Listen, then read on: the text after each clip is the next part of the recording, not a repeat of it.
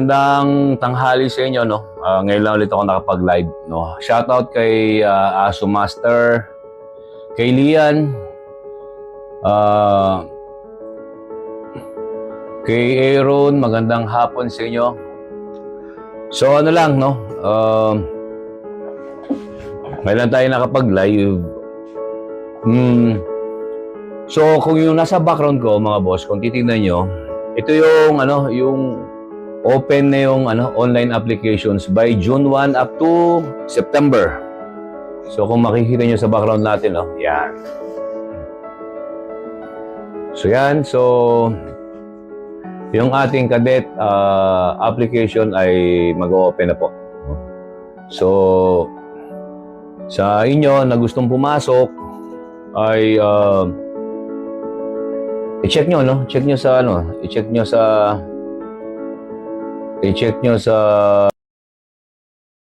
lang sa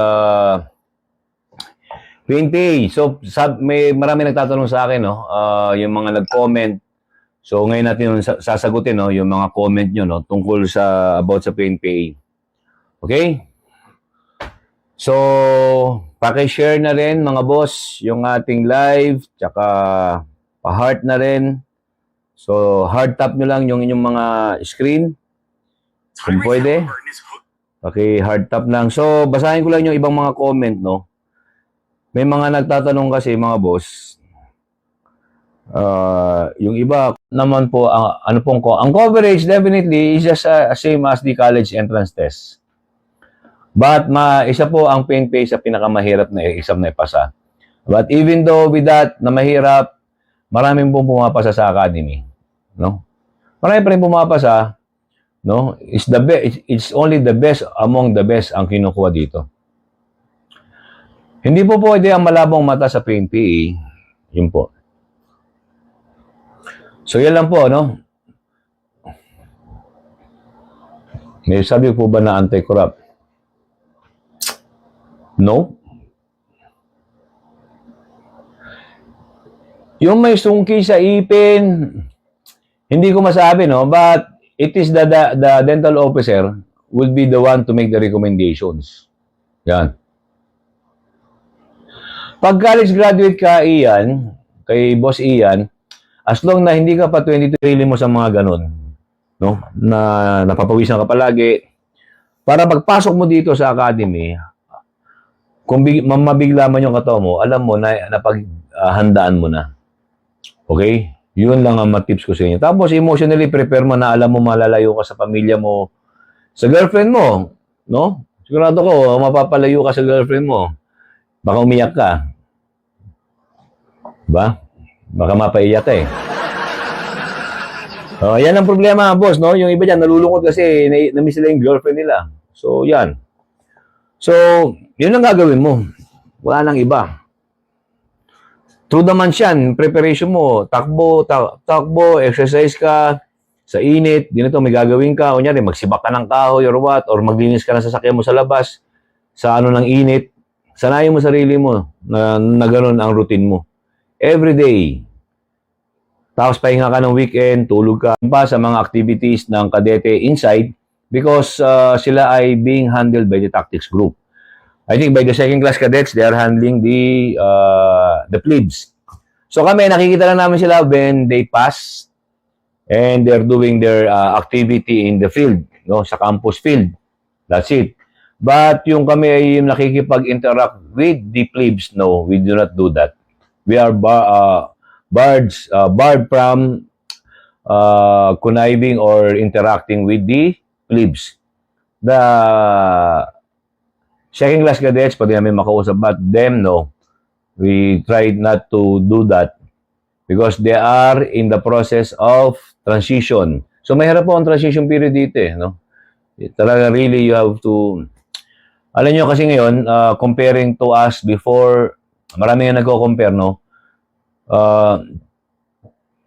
Yung mga puro nagsiselfone lang sa lab na itinakda ng academy dun sa requirements, you could seek height waiver if possible, no, height waiver. If you are a member of the minority, indigenous minority, you could do so. Yan. Kay Maria, Ang open po ng application online, ayan po, nasa background ko. It will be on, officially running on June 1. Yan po, nasa background natin, June 1. Okay, any tips sir sa neuro, sa PMMA? Kay Cadet CJ, ang tip ko sa iyo, you should be true to yourself. No? Alam mo naman yung mga tanong dyan eh. Now, you have to be true to yourselves. Ayun lang po palagi kong sinasabi. There's no such thing as mag-review. Kasi po ang neuropsychiatric, it's about your emotional stability, psychological. Baka mamaya may nakikita ka na hindi namin nakikita. So, ayan po ang makakasurvive ka. Para yung, at least yung sarili mo, yung physical ano mo is adapted na sa hirap at sa init. Yan ang gagawin mo, boss. Okay? So,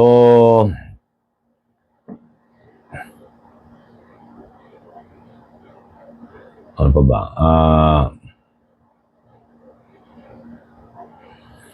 Alam nyo, pag yan ay nalampasan nyo, no? At yung sinabi ko sa inyo, pag-preparation nyo. Kasi bakit ko nasasabi yan, boss? Kasi ako mismo dumaan sa ganyan. During the back in times, nung ako po ay nag-apply sa PNPA, ang ginawa po sa akin ng magulang ko, tumakbo sa subdivision namin. No, takbo, umaga, sa initan, may ginagawa akong activity. Then, kain ako tanghalian, pahinga ng konti, balik na naman sa mga activity. Then, I do road run in the morning and I do road run sa hapon. Then, tulog ako alas 10 ng gabi. Gising ulit ng umaga. Then, kain ako tanghalian, pahinga ng konti, balik na naman sa mga activity. Then, I do road run in the morning and I do road run sa hapon. Then, tulog ako alas 10 ng gabi. Gising ulit ng umaga. Ganun ginagawa ko. Para maging triumphant tayo. Alam ko, boss, kayo kaya niyo yan. Kaya niyo yan. No? Huwag lang kayo maging negative. Definitely. Kasi pag nag-negative ka, boss, wala na. Sira na. Sira na yung challenges mo sa buhay. No? So, pa-share naman, boss. Baka pwede nyo naman share to no, sa FB Live nyo. So, share nyo naman o repost nyo, please. Para matuwa naman tayo. Ito lang mga pinagagawa natin, no? Ano naman tayo, no? Makapag-share sa mga tao. So, wait lang ha. Babasahin ko lang po, boss. Yung ibang comment kasi hindi ko na mabasa lahat dahil natakpan na. Babalik na tayo. Walang bayad po. Kaya po, wala pong bayad. Region 4A, may 426. Sa South, 26. Region 3, 25. May gano'n, no? May certain number. So, kung ikaw ang number 1, you have the luxury to choose kung saan mo gusto ma-assign. No? And, of course, yung number 2, so and so forth. Ngayon, kung sa class mo, kung kayo ay 250 at ikaw ay pang 234, don't expect na yung region na gusto mong puntahan, mapupuntahan mo. Sigurado ko puno na yan.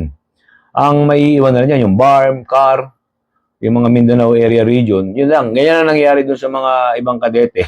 At tinatanong ko nga sila, anong nangyari? Saan ka na-assign? Sir, napunta po ako ng BARM. Akala ko ba magpa-4A ka? Kataon na siya ay pang number 174 sa class ranking nila. So, hindi niya napili yung, no? Si puno na yung 4A. So, ganun boss, yung mga senaryo dyan, no? Pwede kang pumili ko.